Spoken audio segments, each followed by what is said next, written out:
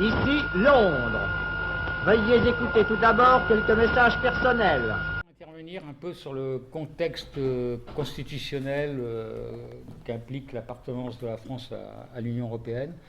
Donc un peu les aspects juridiques, enfin voilà. Tout va un peu tourner autour du traité de Lisbonne.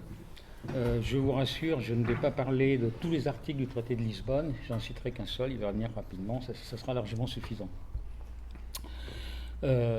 Premier point à noter, c'est que le traité de Lisbonne a été imposé en 2007 de façon scandaleuse pour le moins, puisque c'est issu d'un coupé-collé du projet de TCE que le peuple français et que le peuple néerlandais avaient refusé en 2005. D'ailleurs, si vous avez la curiosité d'aller sur le traité de Lisbonne, vous verrez que en général, dans tous les articles. Alors, le traité de Lisbonne, c'est essentiellement deux traités, le TU, le traité sur l'Union européenne, et le traité sur le fonctionnement de l'Union européenne, TUE, TFUE. On regarde sous les articles, on voit article temps du TCE, c'est assez rigolo. Donc c'est vraiment, ils s'en sont même pas cachés que c'est un copier-coller, avec quelques légères différences, mais sans plus. Donc là, on peut se poser des questions sur le fait que l'Union européenne soit très très suspicieuse par rapport à la souveraineté populaire, au respect des vœux des peuples. Et donc ça vaut le coup de regarder si c'est juste un accident de parcours entre gens qui n'arrêtent pas de se gargariser d'état de droit à Bruxelles et ailleurs. Ou bien est-ce que c'est quelque chose de très fondamental chez eux. Alors la meilleure des choses, le plus naturel à faire, c'est justement d'aller interroger le traité de Lisbonne. Et quand on va interroger le traité de Lisbonne, le plus naturel du plus naturel, si je puis dire, c'est d'aller regarder quels sont les objectifs de l'Union européenne. Alors là, il suffit de ne pas aller très loin, c'est cet article dont je vais parler, c'est l'article 3, alinéa 3 du traité sur l'Union européenne. TUE et TFUE ont été réamendés au moment du traité de Lisbonne en 2007, mais c'est des traités qui sont plus anciens, qu'ils ont retapés à ce moment-là. Et quand on regarde cet article, on se rend compte qu'il y a trois notions clés qui apparaissent. Celle d'économie sociale de marché, celle de plein emploi et celle de stabilité des prix. Donc je vais interroger ces trois notions par rapport à l'histoire de la pensée économique. L'économie sociale de marché, il faut savoir que c'est une déclinaison immédiate de la théorie ordolibérale, de l'ordolibéralisme. Tout ça s'est passé dans les années 30-40, et c'est une histoire allemande. Les principaux penseurs de l'ordolibéralisme, qui est une façon de faire du néolibéralisme, c'est du néolibéralisme, mais je pense que l'ordolibéralisme, si on veut bien comprendre, il faut l'opposer aux libertariens. Les libertariens disent qu'il ne faut pas qu'il y ait du tout d'État. Les ordolibéraux disent que l'État ne doit jouer aucun rôle dans le processus économique, par contre, il organise en amont les choses. Voilà. C'est la différence. Derrière l'ordolibéralisme, donc, il y a eu immédiatement une déclinaison, l'économie sociale de marché, pondue par un certain Müller-Armack, et non pas Armack, quoique, ça a été mis en vigueur très rapidement dans la République fédérale d'Allemagne dès 1949 par Ludwig Erhard, qui a été ministre de l'économie jusqu'en 1963. À partir de ce moment-là, il est devenu chancelier, il a continué. Alors, il y a une première chose qui est intéressante, déjà, c'est de voir le pédigré de Müller-Armack et de Erhard. Comme les gens bien informés le savent, c'est des gens qui ont quand même été très sérieusement compromis avec le nazisme. Ce qui montre que l'affaire de social dans l'économie sociale de marché, elle est quand même... c'est pas forcément tel que nous on peut l'entendre. En ce qui concerne Ken et Röpke, ils sont absolument pas du tout suspects de nazisme, par contre, ils s'y sont même opposés. Par contre, ils sont parmi les fondateurs principaux de la Société du Mont Pèlerin. La Société du Mont Pèlerin, pour ceux que tout le monde connaît. Oui. Alors, c'est une sorte de cercle de réflexion, think tank, d'économistes libéraux, qui réfléchissent à comment stabiliser le capitalisme, le conforter, l'orienter, etc. En fait, c'est du Davos, mais beaucoup plus théorique et plus concentré pur jeu, si je puis dire. Eucken en a même été à un moment le président, et parmi eux, on retrouvait, parmi ses fondateurs, Milton Friedman, Friedrich Hayek, etc. Donc, là encore, deuxième indication, le terme de social dans l'économie sociale de marché doit poser un certain nombre de problèmes. Alors, en fait, ce concept d'économie sociale de marché, je pense que moi je vais faire parler, j'ai une citation, c'est la seule que je vais vous faire. En général on ne fait pas ça dans un exposé, mais là ça vaut le coup. Je vais vous citer quelque chose qu'a écrit Wilhelm Röpke, comment dire, et c'est une conception de la démocratie qui est assez particulière, on pourrait même dire en langage jeune, un peu zarbi. Alors, je vous lis la citation. Le processus de l'économie de marché est donc en quelque sorte un plébiscite de tous les jours. Chaque marque, c'est en Allemagne, dépensée par le consommateur représente un bulletin de vote. Et les producteurs font, par leur publicité, donc les industriels, etc., de la propagande électorale à faveur d'un nombre illimité de partis, c'est les articles qu'ils mettent en vente. Cette démocratie des consommateurs, c'est ça la démocratie, a évidemment un défaut, d'ailleurs corrigible dans une certaine mesure. Les bulletins de vote sont distribués très inégalement. C'est vrai que tout le monde n'a pas la même somme, en l'occurrence de marque, dans la poche ou sur son compte en banque. Mais ce défaut est en partie compensé par l'avantage d'une représentation proportionnelle parfaite. Les minorités ne sont pas écrasées. Tout le monde peut acheter avec la mesure de ses moyens. Les minorités ne sont pas écrasées par les majorités et chaque bulletin de vote est valable. Nous avons ici une démocratie de marché qui, dans sa précision implicite, surpasse la démocratie politique la plus parfaite. Je pense qu'il n'y a pas grand-chose à rajouter sur la conception de ce que c'est que l'économie sociale de marché. C'est le premier problème que pose l'objectif de l'Union européenne. Deuxième objectif, le plein emploi. Alors le plein emploi, là aussi, il faut savoir à quoi ça... Alors c'est très sympathique comme terme, on est tous pour le plein emploi, que tout le monde ait un boulot, il n'y a pas de problème. Pardon. Le seul problème, c'est ce terme de plein emploi, il a été introduit par un penseur libéral, enfin néolibéral d'ailleurs, parce que il fait partie de l'école marginaliste, Charles Pigou, qui était un contemporain de Keynes. Il était d'ailleurs assez copain quand divergence totale sur ce qu'ils écrivaient. Pigou. C'est Pigou. Charles, c'est un anglais.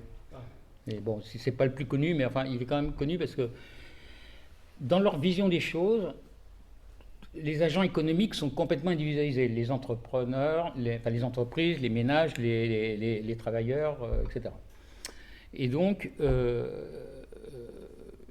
pour eux, la théorie, si on respecte la loi de l'offre et de la demande et qu'il n'y a pas d'obstacle, il y a plein emploi.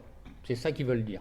La notion du plein emploi, elle est d'abord une notion marginaliste qui explique qu'il n'y a pas de chômage si la loi de l'offre et la demande n'a pas d'obstacle. Alors les obstacles potentiels, c'est des concurrences faussées, des salaires nominaux trop élevés, ça c'était la marotte de Pigou, le salaire de réserve, comme ils disent, c'est-à-dire c'est les prestations sociales trop élevées, voire si c'était inexistant, ça serait peut-être pas plus mal, ça c'est plutôt la position de Milton Friedman.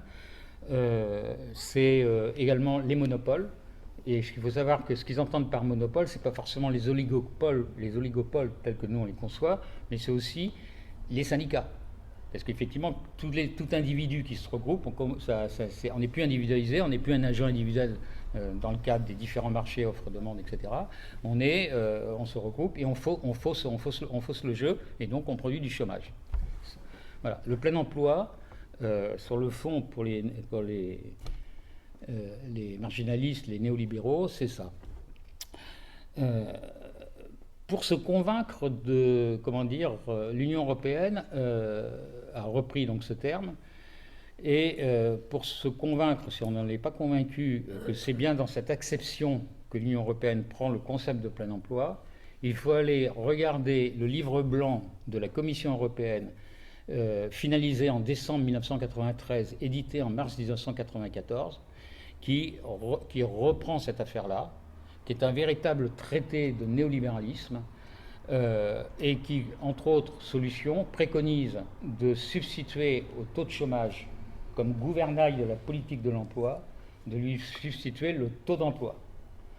Le taux d'emploi, il faut savoir qu'au niveau de la définition du BIT, Bureau international du travail, si on travaille 1 heure par semaine, on est considéré en emploi. Pas la peine de faire un dessin, on voit le boulevard, la double autoroute, la décuple autoroute qu'il y a en faveur de la précarité. C'est d'ailleurs ce qu'ils ont tout de suite fait assez rapidement en Allemagne au début des années 2000, et puis avant au Danemark d'ailleurs. Voilà. Je pense que ça, je n'ai pas regardé, mais c'est déjà dit. Alors évidemment, oui, il n'y a pas de définition. Personne ne préconise parmi ces gens-là de définir un taux de précarité. Moi, je cherche toujours quelqu'un qui a défini un taux de précarité. C'est pas intéressant, c'est pas très convenable, ça ferait mauvais genre sur ce fond idéologique. Le livre blanc, il a servi à définir la stratégie européenne pour l'emploi en 1997, et tout ça a été intégré dans le traité de Lisbonne en fait. Ça, c'est le deuxième point. Troisième point, je vais être plus bref parce qu'il est peut-être plus connu, c'est la stabilité des prix. Ça, c'est la marotte monétariste classique. Il ne faut pas qu'il y ait d'inflation, il faut une stabilité des prix. Et pour qu'il n'y ait pas qu'il y ait d'inflation, il ne faut surtout pas que les politiques, donc quelque part, et derrière les peuples, puissent s'en mêler. On le confie à des spécialistes qui sont bien formatés idéologiquement, et dans le cadre de l'indépendance des banques centrales. Elles le sont pratiquement toutes aujourd'hui, enfin les grandes banques des grands pays. Voilà. Alors, par rapport au projet de Friedman qui était zéro inflation, les choses ont été un petit peu amendées depuis. C'est 2% d'inflation qui vise tout. C'est dans les statuts. Vous allez sur la Banque nationale du Japon, la Banque centrale d'Angleterre, des États-Unis, enfin la Fed, la BCE. Il faudrait que je vérifie sur la Chine, mais je crois l'avoir déjà vérifié. C'est pareil. Ils sont tous. Pour des raisons que je n'ai pas développées ici, en fait, il faut, comme beaucoup de ces gens-là travaillent en faveur des oligopoles, des transnationales, il faut quand même qu'il y ait un peu d'inflation parce que c'est ce qui permet aux transnationales de prendre des marchés au capital non dominant. Voilà. Alors, ça, c'est pour le... Donc, quand on met tout ça bout à bout, on voit que la plus grande partie de la politique économique, elle est quelque part, dans le traité de Lisbonne, constitutionnalisée. Et si c'est constitutionnalisé, on ne peut pas y toucher en fait. On est obligé de respecter tout ça. Donc, les peuples sont vraiment, voilà, peuvent débattre du reste, mais de ça, c'est assez peu facile. Sur l'emploi, j'y reviendrai juste en aparté tout à l'heure, c'est un peu plus facile. Bon. Sur les institutions, là, je vais aller plus rapidement parce que je pense que c'est plus connu. Je pense qu'il y a plein d'institutions à Bruxelles. Il y en a 6 qui sont importantes parce qu'elles sont décisionnelles peu ou prou. Les autres sont fonctionnelles ou de concertation. Il y a le Conseil, alors que je ne m'en mêle pas parce que moi je me plante toujours. Il y a le Conseil européen qui est le Conseil des chefs d'État et de gouvernement. Qui en fait, c'est un peu comme a le rôle d'impulsif. Si on veut faire un parallèle avec ce qui se passe en France, c'est un peu le parti qui sera au pouvoir, qui lance des idées, etc. Derrière, il y a la Commission européenne, qui est l'exécutif, la gardienne des traités, c'est-à-dire que si des États membres, elle peut retenir des fonds qui devraient aller à des États membres, elle peut sanctionner. Et elle a le monopole, ou quasi-monopole, de l'initiative législative. Ça ressemble un peu à notre gouvernement, quelque part. Même si le Parlement français a un peu plus de marge de manœuvre pour l'initiative législative. Le législatif, ceux qui votent les textes, c'est le Conseil de l'Union européenne, souvent appelé Conseil des ministres. Conseil des ministres, ouais. Ou Conseil tout court. Ouais. C'est le Parlement européen, avec beaucoup plus de poids pour le Conseil, mais ce qu'il faut savoir, c'est que le Conseil et le Parlement européen peuvent se mettre d'accord sur des initiatives mais c'est remis à la Commission qui met ça au panier, ou effectivement le reprend à son compte. Donc il y a vraiment un très très gros poids de la Commission. Dernier, la BCE, j'en parle pas, hein, parce que c'est l'indépendance, j'en ai déjà parlé. La Cour de justice de l'Union européenne, elle est également très importante, évidemment. Et il faut savoir que dans tout l'historique, elle a toujours pris des jurisprudences en faveur, qui vont dans le sens du néolibéralisme. Ce qui est complètement normal. Surtout depuis le traité de Lisbonne, puisque une cour constitutionnelle, en fait, se base sur la Constitution, sur l'écrit, c'est son référentiel. Son référentiel, c'est pas tous les machins, tous les textes, les traités internationaux sur la biodiversité, sur je sais pas quoi. C'est la Constitution du pays ou de l'ensemble de pays qu'elle est en train de gérer. Donc la Cour de Karlsruhe, c'est l'Allemagne, de Luxembourg, voilà. Alors tout ça, ça donne quoi? Ça donne pas mal d'abandon de souveraineté dans des domaines qui sont essentiels. Alors ça se traduit, l'Union européenne, c'est quoi? C'est une machine à produire du droit européen, en fait. Alors le droit européen, il y a fondamentalement deux types de textes. Il y a les directives et les règlements. Le règlement, c'est quelque chose qui s'applique directement dans tous les États membres, il n'y a pas à discuter. Les directives, ça doit être transposé État par État. Par contre, elles sont très contraignantes. Donc on tient la main des différents États membres. Il y a d'autres types de textes, les avis, les recommandations, comme leur nom l'indique, c'est pas contraignant, voilà. Alors si on regarde juste quelques domaines clés, mais Frédéric ira peut-être plus loin sur la question. Bon, la monnaie, il y a abandon complet de souveraineté, puisque c'est la BCE qui gère ça. Il n'y a plus de francs, il n'y a plus de peseta, il n'y a plus de tout ce que vous voulez. La politique commerciale de l'Union européenne, c'est pratiquement également un abandon quasi total de souveraineté. Alors, la politique commerciale de l'Union européenne, c'est l'union douanière vis-à-vis de l'extérieur et c'est le marché intérieur pour l'intérieur. Sur la fiscalité, il y a un abandon de souveraineté, mais je trouve que ça fait partie des domaines où l'Union européenne a relativement peu légiféré sur la question. Donc tant que l'Union européenne, en son nom, ne légifère pas là-dessus, il y a encore une grande marge de liberté pour les différents États membres. L'emploi des politiques sociales, il n'y a pas réellement d'abord. Alors, il y a une très très forte pression pour aller dans le même sens. Mais c'est là où j'amende un petit peu ce que je racontais sur mon histoire de plein emploi là, tout à l'heure. Ce n'est qu'une très forte pression.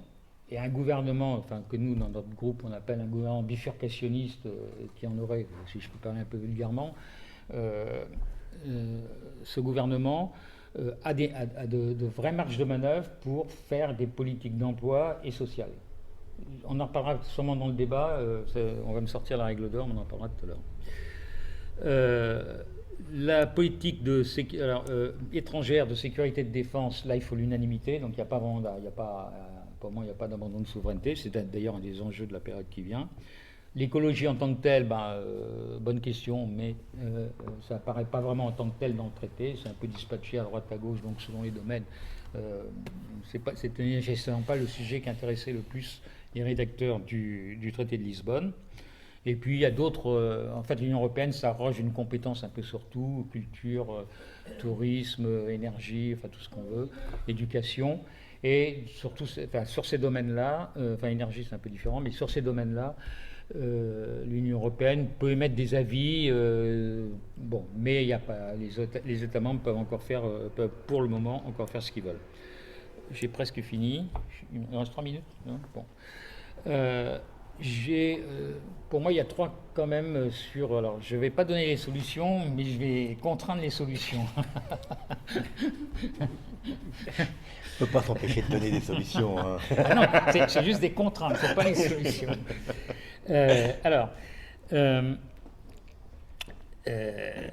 On peut être tenté vis-à-vis de ça de se dire, il n'y a qu'à réviser les traités. Le seul problème, c'est que l'article 48 du TIE, ça fait le deuxième article que je cite, je suis désolé, fait qu'il faut l'unanimité. des 27 là aujourd'hui. Autant dire que, bon, sachant, c'est quasiment tâche tout à fait impossible, c'est même pas le rocher de Sisyphe, c'est pas possible. On ne fait pas les premiers pas là. Bon, donc ça, je crois que axer des stratégies là-dessus, c'est, à mon avis, bon. On peut demander également, envisager, se dire, ça c'est un truc qu'on entend souvent, une erreur qu'on fait souvent, c'est de demander le vote, alors selon les domaines, hein, et selon même les sous-domaines, etc., on a en général plutôt un vote à la majorité qualifiée, plutôt qu'un vote à l'unanimité. On peut se dire, si on est très démocratique, on se dit il faudrait le vote à la majorité qualifiée partout, etc. Sauf que, comme le référentiel, c'est le traité de Lisbonne, c'est un traité néolibéral, plus on va faciliter l'adoption de textes, plus on va doper le néolibéralisme. Donc ça, c'est également, pour moi, une fausse solution. Dernière solution, à mon avis, erratique, c'est de donner plus de poids au Parlement européen. C'est un peu le même motif, même punition. C'est vrai que ça serait plus démocratique qu'on ait un Parlement qui ait plus de poids, un Parlement européen, et du coup, voilà. Le seul problème, c'est qu'il ne pourra pas prendre de mesures qui vont à l'encontre du traité de Lisbonne. La CGE va tout de suite agiter son grelot et dire ça, c'est pas possible. Voilà. La CGE peut attaquer un organe de l'Union européenne, hein. C'est une possibilité. Donc, juste pour conclure, notre analyse à nous, c'est que l'Union européenne, c'est quand même une sacrée machine, non seulement suspicieuse par rapport aux volontés populaires, mais qui a tout organisé pour qu'elle ne puisse pas réellement s'exprimer et que ce soit la couche de technocrates de Bruxelles qui fasse un peu ce qu'elle veut. D'ailleurs, on pourrait faire, et je termine là, un parallèle entre les traités de libre-échange et le traité de Lisbonne.